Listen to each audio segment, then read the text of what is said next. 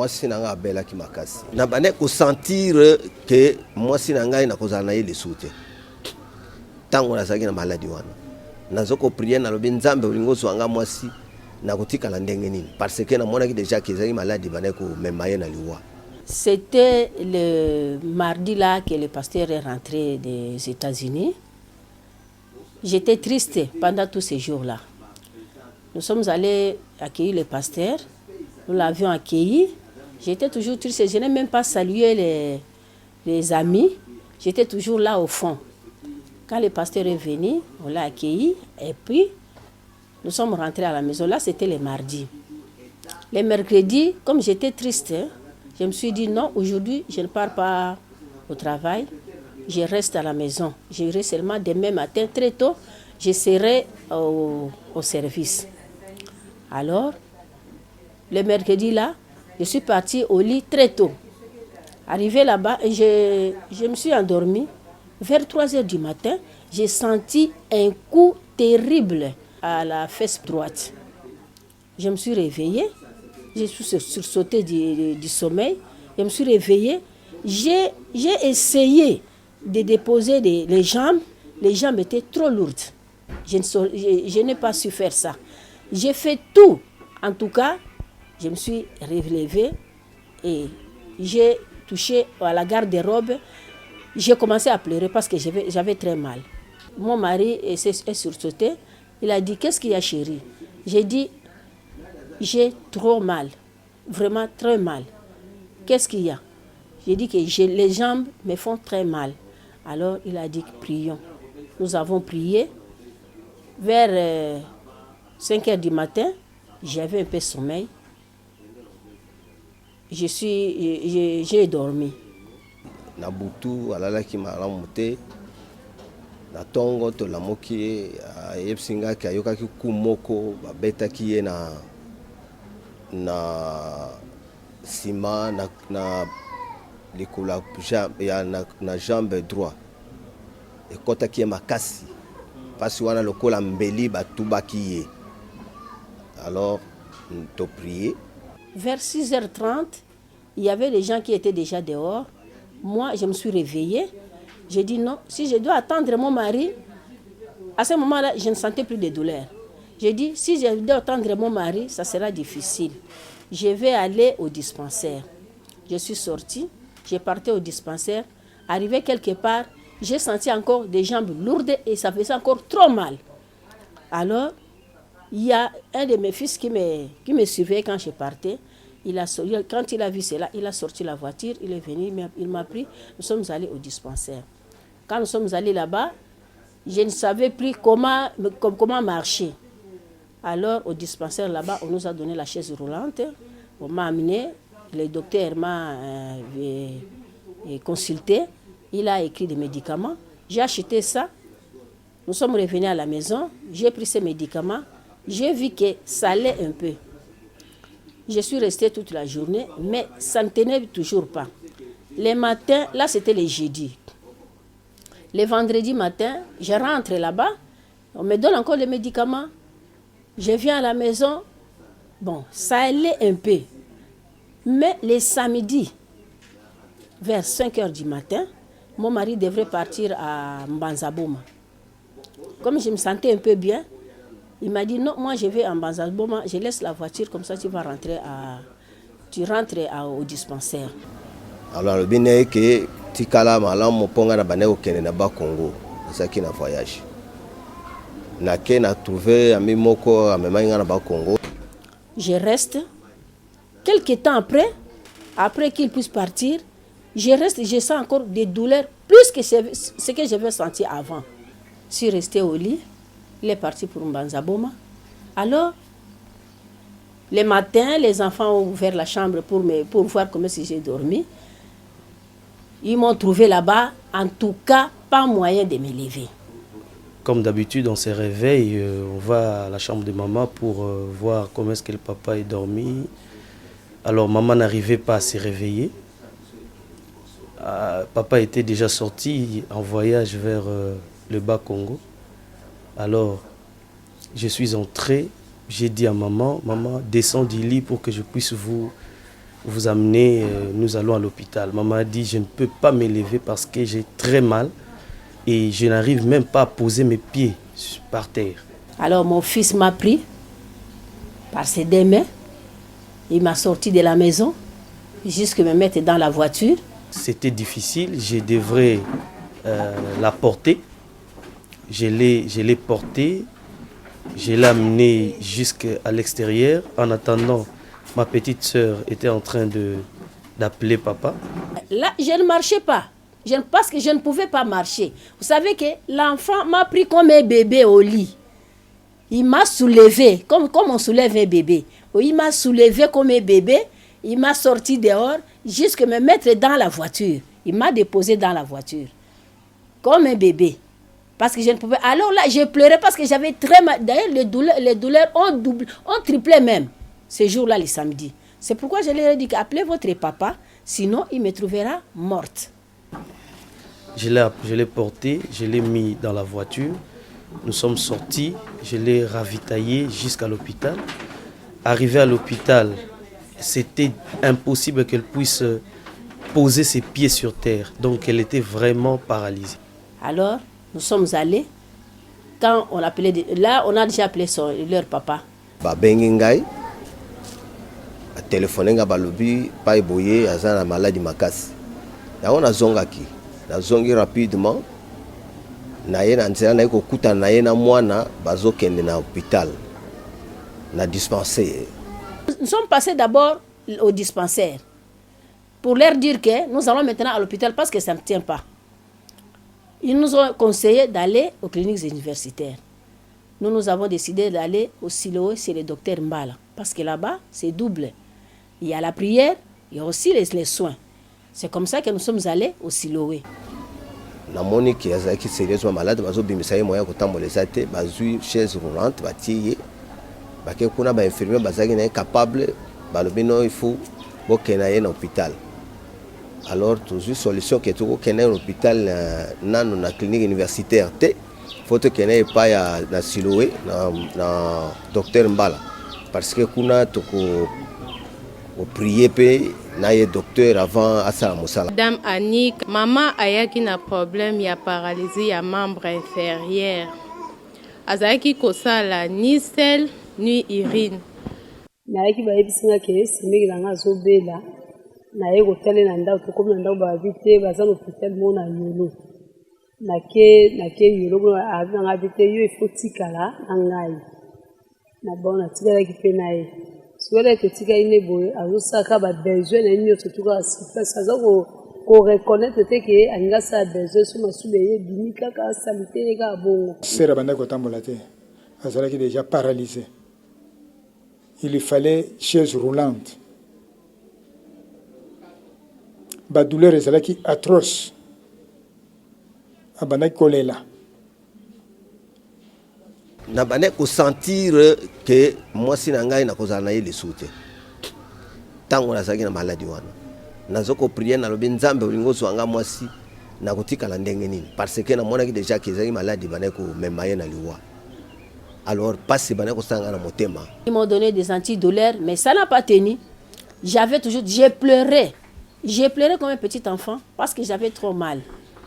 Alors le docteur a changé beaucoup des antidouleurs comme ça pour que ça puisse tenir. Mais ça ne tenait toujours pas. Je pleurais. azalaki azotambola te tozwaki kaka tokumbi na chaise olante ya toke tomemi ye toke soki eza mpe te totombole na bakiti ya pembe totombole ti tokose na voiture. Azalaki vraiment sérieusement malade po azalaki paralysé abaki okoka kotambola te babaki omeme na chaise roulante et puis abaki vraiment kosouffrir makasi moyen otambola ezalaki susu te abaki ka kolala na baki oketika ye baki osala nga pasi makasi voir maman na d'abord premièrement na chaise roulante azotambola na chaise roulante baki osala vraiment pasi makasi na motema maman malgré ça tobaki kosambela kaka nzambe asunga ye. Le docteur nous a dit aller faire la radio. Nous sommes allés faire la radio. La radio n'a rien donné. Nous sommes rentrés, le docteur a dit qu'on fasse encore les scanners. Nous avons fait les scanners. Avant de prendre le résultat du scanner, nous sommes allés chez le pasteur Barouti, nous sommes décidés d'aller là-bas parce que les douleurs étaient vraiment atroces. Alors, pas si on a un motema. Et surtout, il faut intervention à pasteur Barouti. Parce que nous avons une expérience dans l'église, une expérience dans un témoignage, il faut intervention. Bon. Nous avons dit aux médecins, nous allons d'abord chez les pasteurs, après, nous allons revenir. Quelques jours après, tout le monde dit que non, il faut qu'il n'y ait pas un pasteur. Tango malade ezalaki makasi wana bakendeki komona pasteur Barouti na chaise roulante. Mon mari a appelé le diacre Mosendo, il dit oui, le pasteur est là, vous pouvez venir. Nous avons pris la voiture, nous sommes allés. Justement, je ne connais pas passé un jour d'examen d'État. Alors, d'habitude, ce que l'examen d'État est allé, un inspecteur pour protéger les thèmes tout ça quand on a quatre voitures. Inspecteur Yané Rwanda Asalaki, camarade de pasteur Barouti. Tant on a essayé que tout qui n'est pas pasteur à l'objet, on a peine à l'occasion qui n'est pas pasteur Barouti, parce que tout banné ko sala naïe, naïe bien malam on a peine à l'occasion pour prier pour nangai. Alors toye tout suis madame. Bonjour, on a essayé de venir à ce qui n'est pas ça pasteur Barouti ngavi ngape na koma kapa pasteur Barouti na na mona kaba témoignage na TV na ndimaka te na lingisi ko ngamo vana vivre. Et quand on partait chez le pasteur Barouti, j'ai dit à Dieu, Seigneur, je n'ai pas de foi maintenant. Nous allons là-bas, vous allez me guérir selon la foi du pasteur Barouti. Agrée la prière de chaque frère ou chaque sœur qui va prier sincèrement pour moi et pour ma guérison. Nous sommes allés chez le pasteur Barouti. Nous sommes décidés d'aller là-bas parce que les douleurs étaient vraiment atroces.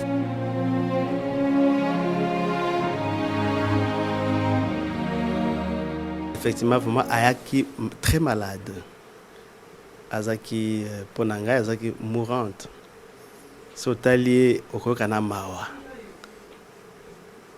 Paralysé, Baki dans la voiture. Et Nzamba Songa qui tang Bakoti. Bakoti peut pas sûr Azaki Nandako. Et vraiment, Zaka a couché, boy. Même bien, la voiture, mais couché, paralysé. Je ne sais pas combien de jours, Zaki déjà na Itawana. Baotaki na hôpital, c'était vraiment lamentable et pitoyable. Quand je suis arrivée là-bas, j'ai vu maman Afo. Maman Afo est venue me prendre dans la voiture. Je lui disais, maman Afo, j'ai vraiment très mal. Maman Afo me dit, toi, tu es une collaboratrice du pasteur Barouti. Tu as été à l'Ecodim. Tu t'occupes aussi de l'encadrement des jeunes filles. Baki mokomoko na tongo, na mutuke koti, ta na kumna teni mama lobi oh. Collègue de service oh likamunini. Abi mama makolo na bakolozo passe zwinga, makole buko nga na zotambo susute. Kabi oh. Yo zali servante à Jésus-Christ. Nzamba kusunga yo au travers na o sala liboso na Ecodim. Si vous avez na bana biso ya basi na conduire de vacances nzamba kosala kusunga yo. Na tango na yebisete na ke la zelanga bo vana ko la musa pasteur na ndako. Moi c'est nga réveiller nga mama fo. Alobi nanga que moi si ya diakre na biso tabamba aza très malade baye na ina mutuka aza attaque kotambola te. Alors quand le pasteur est venu, il m'a salué, je lui ai dit, pasteur, ma kolonanga est koufi. Il m'a répondu, Yesu akoseksango. Alors, au lieu de prier, il causait d'abord avec les gens qui étaient là. Il causait, il donnait aussi d'autres témoignages là-bas. Toyakina camarade na moko bazaki ya bomwana. Bakoli place boye pour baosa pe place moko na pasteur baruti abendi filme oyo bazalaki na mosala na ye babandi kosola na ye. Alors ntango babandi kosola na ye ezalaki esengo mpo na ye mpe nakoma kuna nakuti ye na ami na ngai moto moko kolege na ngai moko ya kala tosalaka na ye ya à peu près 40 ans na SGA. Alors tosoli na ye monsieur Guéré ntango namoni ye olie nalanda maladi oyo bayelaki ngai ye na esengo na kimia na boboto nazalaka na yango nabandi kosola na Guéré kosola makambo tozalaki na yango tosalaki na yango na EGA. 40 ans c'est beaucoup. Je me suis dit, mais Seigneur, mais Ndeli Pasteur Azo Solagaka, alors qu'il y a un cas urgent. C'est ainsi que na Kendeki, Koye Bisaye, et Pasteur, pardon. Tikana Nouma Solo, na camarade, ce qui, au Kotala, Maman Oyaza Kobela, paix, au bon de la Ponaye. Alors, on a Nathalie, mais Azalaki vraiment couché, na la voiture. Azalaki vraiment au calme parce que il y a la bonne santé. Na tuni balobi eza hernie discale étagée et que ba minganga balobaki na ye que akoki kotambola te. Bongo ba oya Belgique, minganga ya Belgique atinaki mikanda awa pour la coopérer il fallait $7,000. Alors galobi à Jésus et la cherté na sexy bango moké na pied maboko na pied le boko na bondeli. Il a prié en peu de mots. Il a dit démon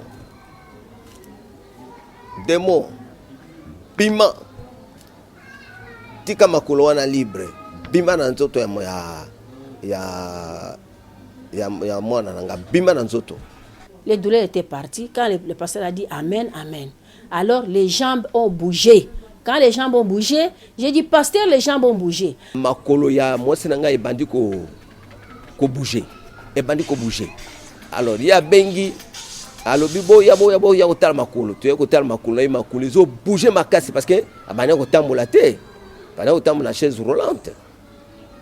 Alors, c'est manango pasteur alobi lokola makolo bouger des mois kimi obiki libela et s'il c'est fini.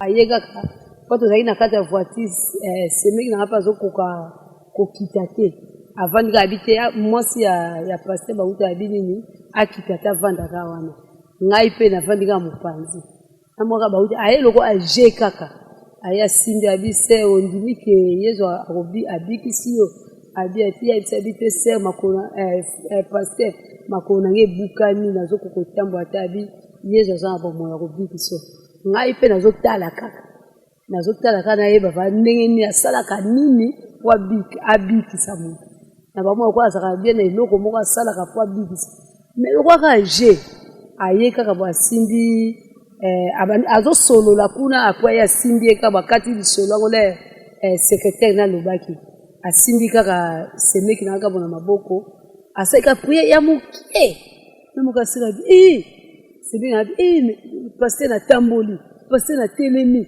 pasteur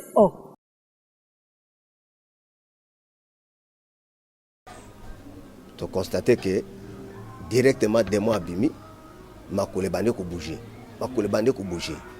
bato ba crier nde na mona kamera zaki ondima tinga ba mona kana télévision na mona mukolo moko azaki na bamboko ya ba tetela abikisa mutu moko azaki na kunki na lodge abikisa mutu moko azaki na kunki na mona suka na landaka témoignage na TV na mona so abikisa mutu moko liboma vuma azolokota biloko ngabi pesa bakisi eza pamba te mutu kaka ndenge wana kaka mutu akoma normal kaka boye pe ba moko bien basaka ba mise en scène moko boto sala mais ce qu'on a dit kokamwa na misu nanga asali ata seconde te kaka na mokie asimbi kaka na liboko kaka boye na moi pe changer salami.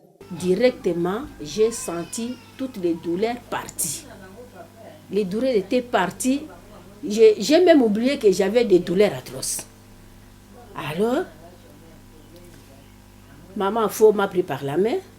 Nous avons fait la ronde de la parcelle. Tout le monde qui était là avait tressailli de joie. Tout le monde pleurait de joie à cause de cela. Quand on a six prières, une courte prière, namoni mbala moko makona ebandi koningana. Nalobi les kabodi de bango surtout na ye moko alobi makolo na ye ezali koningana. Nde kobika na nyonso yango na ndenge na lobaki na estoki penza makolo na ye omoni ebandi koningana bima na motuka pe abimi. Taka pasa siko bondele sili mbala moko na biki amati mama fo atambusi au amati mwa ngomba na biso ya epai ba voiture na biso kitaka na kati ya lopango ngalo bi alors c'est fini asi abi bakiti ngalo bi style asi abi pe sikoyo ndenge bokomona ye ndenge bosi bomoni ye na kadisi aza kotambola ezali un miracle parfait ba cliché ezali wana eza kotalisa na ndenge ya malade azaki nango akokaki kotambola te.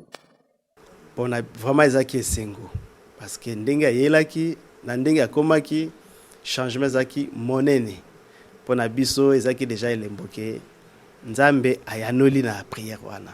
Kamwe bato azaki na parcelle ba kamwe balobi vraiment nzambe azosala nzambe asali eloko ngamoko na kamwaki ezali d'abord makolo wana ebujaki wana parce que makolo banoko bouger sur les champs alors tout monde que deux mois azaki na kati ya sanini abimi donc moi c'est nga parti à jour wana azalaki rétabli.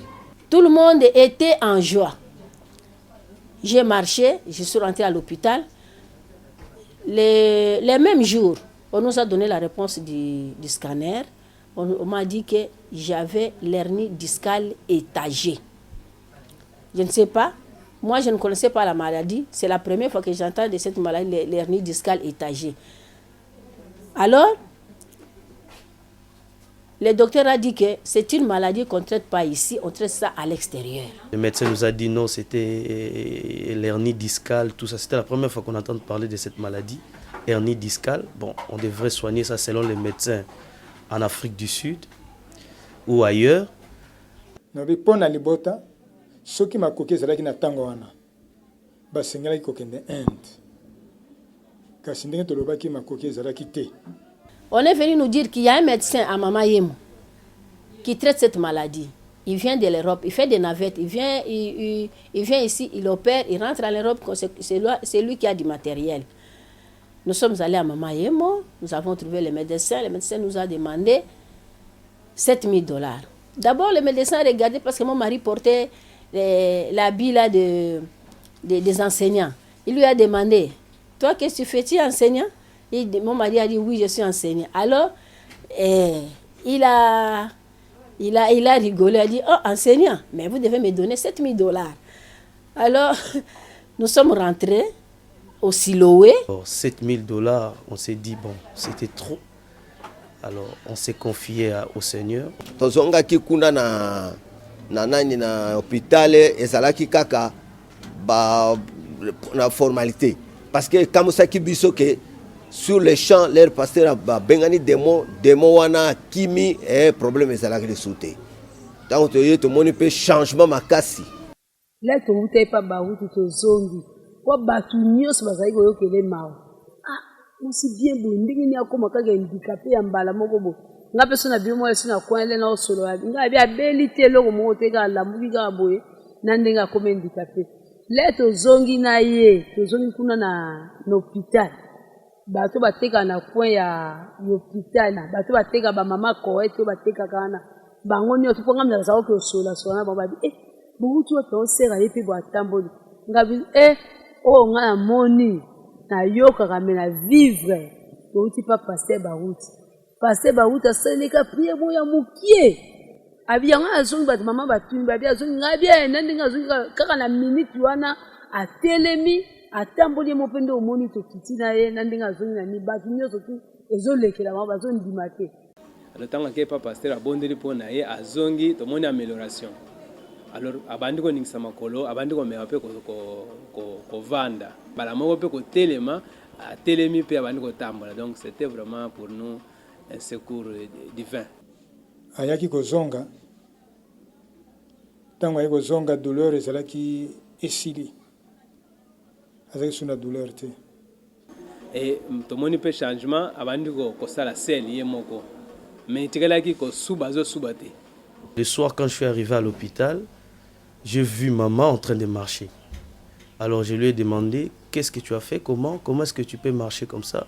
Les médecins ont réussi ici à Kinshasa parce qu'on a dit que ça devrait se faire ailleurs. Comment est-ce que le médecin peut réussir? On m'a dit non, j'étais chez le pasteur. Et le pasteur a prié, c'est pour cela que je suis guéri. J'étais tellement étonné de voir que maman pouvait marcher parce qu'ici à la maison, elle pleurait de douleur. Elle ne pouvait même pas marcher. Je l'ai vu en train de marcher. Liboso le tokenda ki malade bana ko mona na te.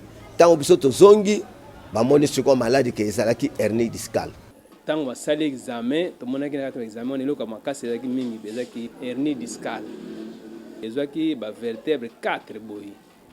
Alors na tango na pe bazwaki information que docteur mo auta Belgique ayaka wa ako opérer. To tindi bango kuna bake kuna tango bake kuna basengi na faire, si je ne me trompe pas, $7,500, quelque chose de comme ça. Dans le bon ezaki belé, moyen basa l'autrement, ezaki te. Ezali équipe belge mobile. Et il y a qu'à par moment, selon la période, qu'on soigne awa nambo cannabis. Alors, kuna basenga ki bango que les soins sont qui coûté $7,000.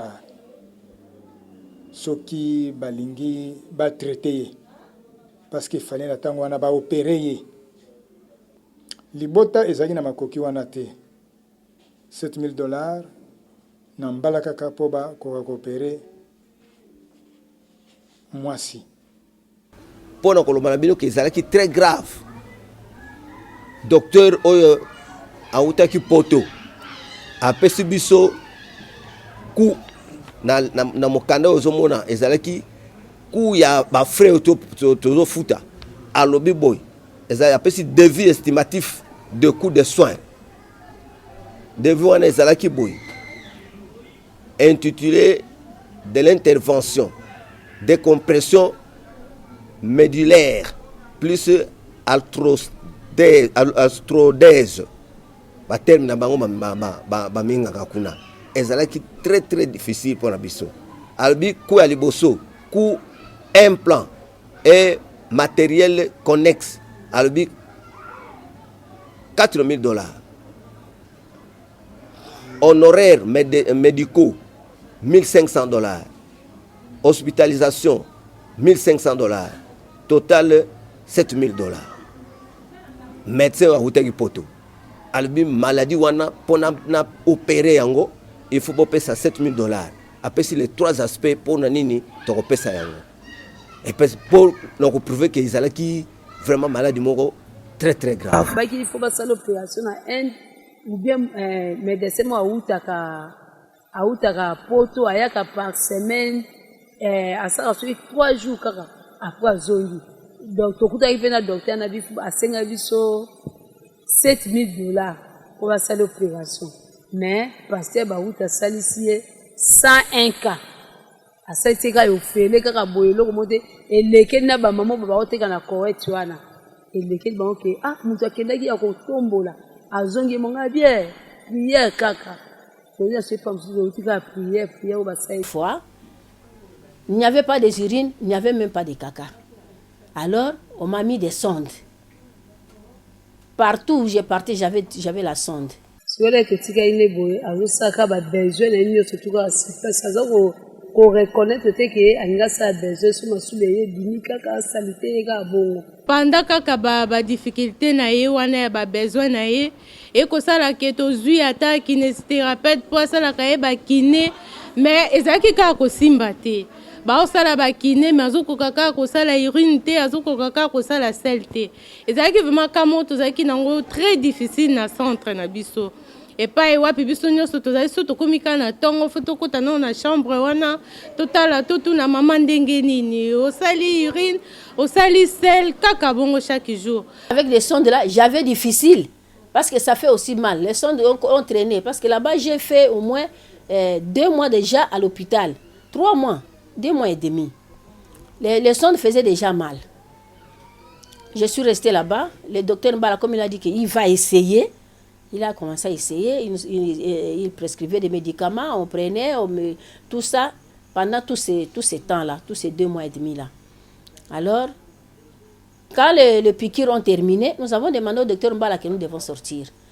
Il a dit non, vous ne sortez pas encore parce que la maladie n'est pas encore terminée. Je dis non, nous devons toujours sortir parce que mon mari est fatigué, nous devons sortir. Il dit bon, vous sortez, mais vous avez la sonde. Je dis non, je vois aussi d'autres gens avec des sondes à citer. Je peux aussi sortir avec la sonde, mais à tous les temps, je reviendrai.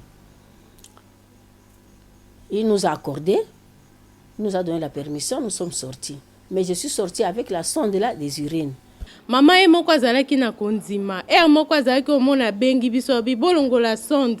Nangi na sala masuba normalement na ndenge na nga moko. Tokolongo la sonde boy pour quelques minutes akoki te. Omona yaya pardon boya bozongisa kaka ndenge wana.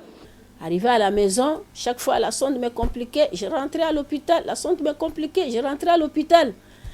Ma inquiétude nanga ezalaki na likambo ya masuba. Donc tant on a moni que abandi ko sala sel bien, alors ako ko suba te, il fallait tout le temps ko sonder.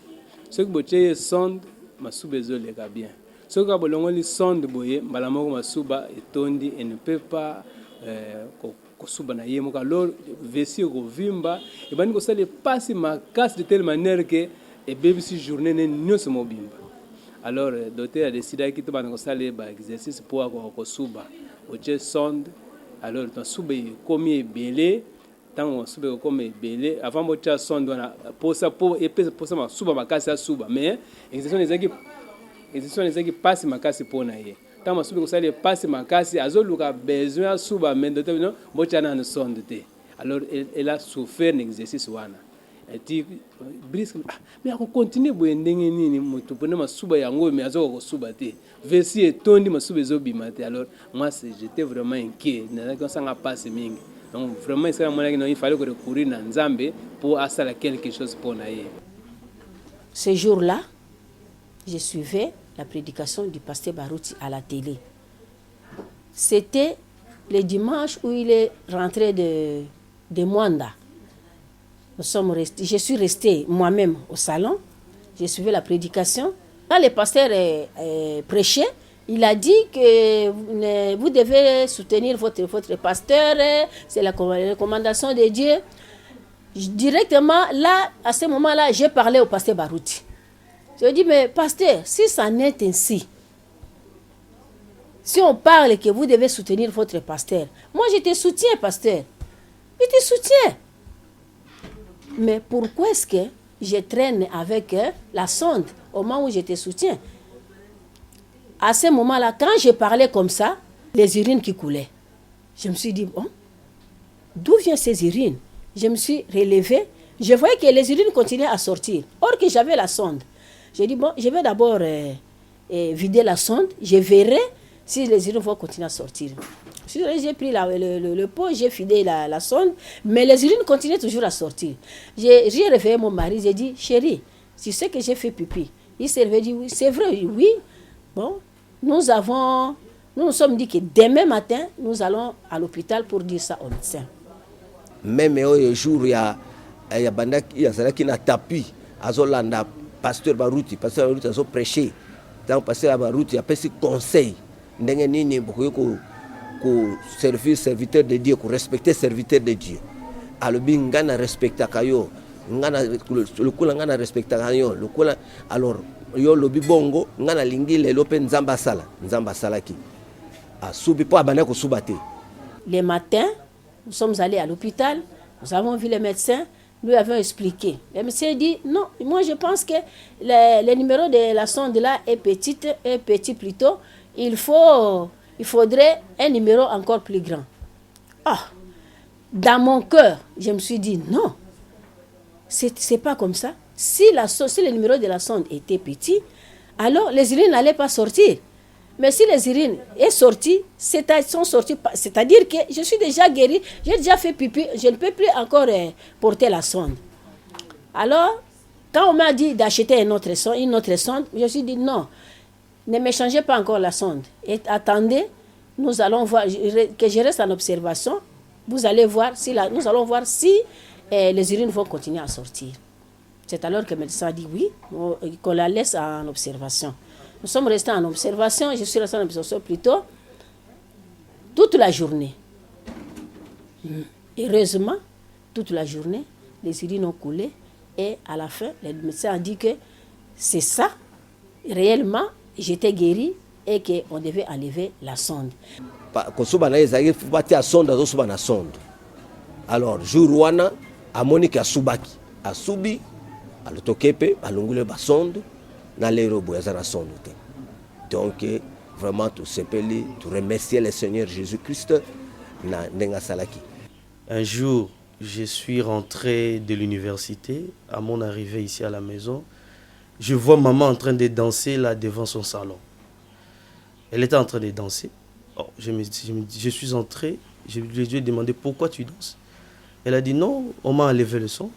Oh, on t'a enlevé le sonde comment? Non, j'ai suivi la prédication du pasteur et à travers cette prédication, j'ai été guéri. Bon, on était dans la joie, tout le monde on a dansé. Alors j'étais vraiment très content. Et là, c'est ça que je pour les mamans abikaki akomi kotambola akomi très bien to sepeli yango to remercier Nzambe na makambo salili. Vraiment, il a agi à travers son serviteur, le pasteur Barouti. Et nous les remercions infiniment. Donc c'était de cette façon-là que j'étais guérie.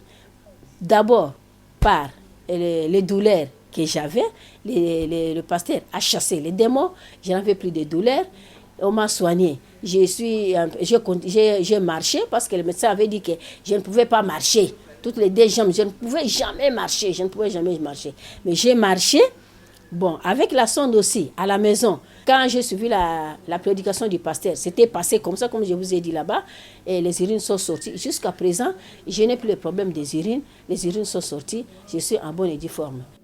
À récupérer même usage, il y a des sphincters, c'est-à-dire à kokakisika, kobanda lisusu muke kosuba, jusqu'à ce que tu aies kolongola sonde, peut te déclarer guéri. Nde sikoyo tozoloba boye mama akomi kosuba malamu akomi kosala ba besoin na ye nyonso malamu. Nga nazali témoin oculaire na landi yango aza mwasi na ngai vraiment namoni monene na Nzambe namoni que Jésus-Christ azosala Jésus-Christ aza na bomoi à travers les dons apesaki na pasteur na biso pasteur Barouti. Vraiment na sepela ki pona. Oh, vraiment, toujours remercier Seigneur. Et si tout toujours c'est pela pona don oyo nzamba pesibiso, c'est une solution quand il y a RDC un peu partout dans le monde entier. Si tu ngai naza kozaba appel de multiples, de nombreux appels. Ba 2h du matin, 1h du matin, ba toazo benga assemble pona bango.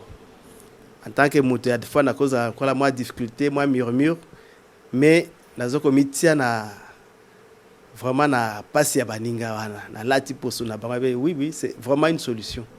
Tant que médecin asali pe médecin a comme la limite toza na moi référence na biso alors ezali esengo et toza comprendre la Nzambe à soutenir ye à fortifier à umela kati na biso pe biso pe josa musala pembe na ye tozala vraiment na même esprit pour être to soulager tant soit peu l'humanité ozali koluka lobiko ezaka ya nzoto kaka te euta ekoma pe na lobiko molimo parce que azali pe côté ya parole de Dieu bato babika na nzoto basepela pe kobika na molimo.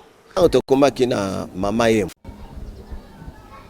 tokutana na médecin alobi tozwa bacliché topesa bacliché atali ntango atali alobi mwasi na yo akotambola lisusu te. Il faut akende soit na Inde soit na Afrique du Sud, soit na Belgique, tout ça là est, tout ça là est intervention, tout ça l'opération. Parce que ma nerf na yeza bloqué. À côté de la lissoute. Place où on a ça biso passe makasi ba cliché ils allaient aboyer. Alors mais tant que yazo tambola to moni que séance ko saki biso. Biso penza etanga ba minganga, to ba minganga ba païenté. To ba minganga qui sont des chrétiens, to yebi que guérison ezaka nzambe. Ezala na opesi kisi c'est Dieu qui guérit. Ezala ba bondeli c'est Dieu qui guérit. Alors c'est que biso personnellement ce qui to megi donc to suka le monganga et une maladie incurable. Mais il y a une maladie incurable. Donc c'est ce qui est important. Nous sommes vraiment contents de voir comment Dieu agit. Nous connaissons que Dieu guérit. Nzamba sali pour na biso. Médecin oya wotaki poto oya skoti na kata science alobi bongo alobi que non à côté de soute d'après parce que azaki na hernie étagée donc hernie étagée non surtout au monde donc ils allaient dire que hernie zalaka peut-être moko mais oya zalaki étagée ti kuna na likolo alors moyen effectivement bana ko tambola te. Et puis, ils sont déjà convaincus que le médecin a besoin de mais vraiment, Dieu a fait ce qu'il doit faire. Vraiment, Nzambe a salissé biso. Moi, c'est à Tamboli. Moi, c'est à Sali très bien. Pele lo azali na ndaku abandi activité na ye abandi ko tambola sans opération. Pele lo les bottes zali satisfaite. Nandenge sera récupéré complètement. Na sabe na catholique. Nasami nazanga mundima catholique mais miracle asalelanga na misu na ngai na mona boyelekela ngai na vie pe passer sambela be pona ngai malgré tout asabe la catholique mais nazaka moi likamo kaka na vie nzambe a passer ba uta sala pe kati na ngai pe ndenga salaki pesa sebi na pesa ka témoignage na koma babi yo sama ngai nasana ba uti te mais miracle asala na misu na ngai elekela ngo ba so ba mo ba bio azana ngai bikisite ngamo vana vivre pour nzaki kotai na maboko na ye na nini nazotala vandinga salika prière ya maloba kaka o mai te loko boko teka pamba ndenga liboko pamba asai prière à 5 minutes na mona changement ça ngata ngabite pasteur na ndinyo va sambela pe pona ngai na ina pese boko abila na senga bia sambela pe pona banda sambela pona ngai na mona changement kota na vie na ngai mubai na ngai na kote makambu ba miracle minene salabi na simaka ya prière ko pasteur azwaki ngai na biso na ndenga saeli ngai na mo pe changer ça na bomo na ngai mubai tozaki naza mwasa ya policier mais nzamba sa miracle bine mubai na ngai zaki na ba fond kuna Goma na ye pa somi lupangu asofe mituka tokomi na vie moko il y a bien à partir à passer ba utangana na yo pesa témoignage je peux lekela ngai na ndimaka ngo te mais na vivre ngo bwa boye lekela ngai lekini ya mwasi na kanisi azaki na yepe kwa tokuta na passer baruti boye ngai nazonga pamba te fona zonga na mapamboli pasteur biso awa pasi na pasi ndangi obali na nga pambolama obali na nga za na Goma obonde obali na nga pambolama ngalobi oh ça c'est une petite chose na bondeli pona ye ndenge naza koyoka obali na ye apambola mi moyete atindi mbongo awa basombi lopango apambola mi financièrement parce que Yesu na biso apambolaka abikisaka pe apambolaka aza nzambe oyo apesaka Jéhovah Jireh azali pe kopesa pe kobikisa babeli kopesa mbongo apesaka kobikisa bokono abikisaka donc a répondre ye apambola mi makasi mobile na ye apambola bien